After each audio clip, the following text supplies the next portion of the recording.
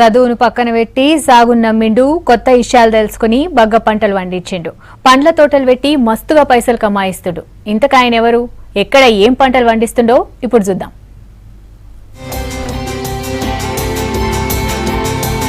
కరీంనగర్ జిల్లా కొండనపల్లిలా రాజశేఖర్ రెడ్డి అనటైనా మస్తు పండ్లు పండిస్తాండు. ఆయనకున్న 12 ఎకరాల జాగల మామిడి పండ్లు, సీతాఫలాలు, నిమ్మకాయలు, దానిమ్మ పండ్ల తోటలు పెట్టిండు. గంతేగాదు, వీటికి తోడు టేకు చెట్లు, ఎర్రచందనం చెట్లు పెట్టి మస్తు వ్యవసాయం చేసుకుంటా చెట్లను కంటికి రెప్పలేక చూసుకుంటాండు. గాయనకున్న జాగల 700 మామిడి చెట్లున్నాయి. గవిడితోని ప్రయోగాలు చేస్తా ఉంటాడు. ఒక్క చెట్టుని మరో చెట్టుతోటి అంటుగట్టి మేలిమి రకం పండ్లు పండిస్తా ఉంటాడు. గీసారి తోటల మధ్యలో పెట్టిన సిప్తల చెట్లు, దానిమ్మ చెట్లు పెద్దగా పెరిగినాయి. ఒక్కో చెట్టుకు కాయలు బాగా గాసుడుతోటి మస్తు ఖుషి అయితాండు రాజశేఖర్. మొదట్ల తోటకు రసాయన ఎరువులు బాగా వాడేటోడు. దీనికి పైసలు కూడా బాగా ఖర్చవుతూ ఉండుతోటి సేంద్రియ ఎరువుల వాడకం షురూ చేసిండు. దీంతో ఖర్చు బాగా తగ్గి పైసలు మిగులుతున్నాయి అంటుండు రాజశేఖర్. నాకు మొదటి నుంచి వ్యవసాయం అంటే బాగా ఇంట్రెస్ట్. అందులో భాగంగా మామిడి తోట పెట్టాలని కోరికతోటి నేను స్వయంగా నా చేతులతోటే నేను ఈ తోటనంతా ఎస్టాబ్లిష్ చేసుకున్నాను. సపోటా, ఇంకా చాలా రకాల దెబ్బ దానిమ్మ ఉందండి, అల్లనేరేడు, జామ, చైనా జామ, యాపిల్, సీతాఫల్, టేక్ కూడా ఉన్నాయండి. 400 చెట్ల వరకు ఉన్నాయి. రెడ్ శాండల్ ఉన్నాయండి.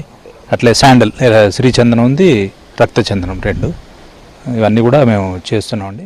ఉద్యానవన శాఖ సహకారంతో డ్రిప్ ఏర్పాటు చేసిండు. పండించిన పంటను మార్కెట్లోకి తీసుకుపోనీకి, ఎరువులు పోయనీకి ఓ ట్రాక్టర్ కూడా కొన్నాడు. పంటలకు మంచిగా పైసలు వస్తూ ఉండుతోటి రాజశేఖర్ పండించిన పంటను జూడ్నీకి చుట్టుపక్కల ఉన్న రైతులు వచ్చిపోతా ఉన్నారట. ఈ తోటల్ని చూసిన వ్యవసాయ అధికారులు కూడా మంచిగా వండిస్తాండని మెచ్చుకుంటాండ్రు. అసలు ఈ మామిడి తోటలు చూడేందుకు మేము వచ్చాము. నేను ఇతను కాసిరెడ్డిపల్లి చెందిన బచ్చు వీరారెడ్డి గారు తను స్వయంగా పంచామృతం తయారు చేసి ఏంటంటే మామిడి మొక్కలకు ఏ మొక్కల క్రిమి సంహారక వలన ఇది స్ప్రే చేయడం వల్ల మొత్తం దాన్ని నశించిపోతుంది. కాబట్టి అది పరిశీలించడానికి మేము వచ్చాము. చాలా బాగుంది, ఏళ్ళు కూడా బాగానే వస్తుంది.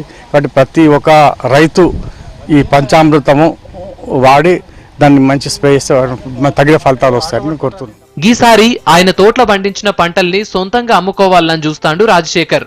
సేంద్రియ ఎరువులతోని పండించుడుతోటి పైసలు కూడా మస్తు వస్తున్నాయంటుండు. గంతేగాదు, గీ పండ్లను తింటే పానం కూడా మంచిగుంటదంటుండు.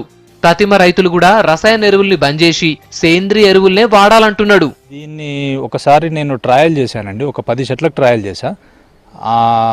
కెమికల్ స్ప్రేయింగ్ కొన్ని ట్రయల్ చేసా, ఇది కొంచెం ట్రయల్ చేస్తే దానికి దీనికి అసలు చాలా ఫరక్ ఉందండి. చాలా అంటే ఆ క్వాలిటీ లోపల ఫినిషింగ్ కానీ, ఆ కలర్ కానీ అంత అంటే జనరిక్గా వచ్చింది, బాగా వచ్చింది. ఇక దాని ద్వారా నేను ఆ పద్ధతిని మానేసుకొని గత 4 సంవత్సరాల నుంచి ఇదే పద్ధతిని ఫాలో అవుతా ఉన్నా. చాలా అప్పటికంటే ఇప్పటికీ చెట్లు కూడా చాలా హెల్తీగా ఉన్నాయి, ఖాతా కూడా బాగా వస్తూ ఉంది. వరి, పత్తి లాంటి సంప్రదాయ పంటలకు దూరంగా పండ్ల తోటలను సాగు చేస్తూ పలువురికి ఆదర్శంగా నిలుస్తున్నాడు రాజశేఖర్ రెడ్డి అనే రైతు. అంతేకాదు, రసాయన ఎరువులను విడిచిపెట్టి కేవలం జీవ ఎరువుల సహాయంతో పంటలను సాగు చేస్తూ అందరితో శభాష్ అనిపించుకుంటున్నాడు. ఇలాంటి వ్యవసాయ సాగు పద్ధతులను మిగతా రైతులు కూడా ఆదర్శంగా తీసుకొని ఆచరించాలని మనము కోరుకుందాం. Cameraman Srikanth, Venkatesh, V6 news, Karimnagar జిల్లా.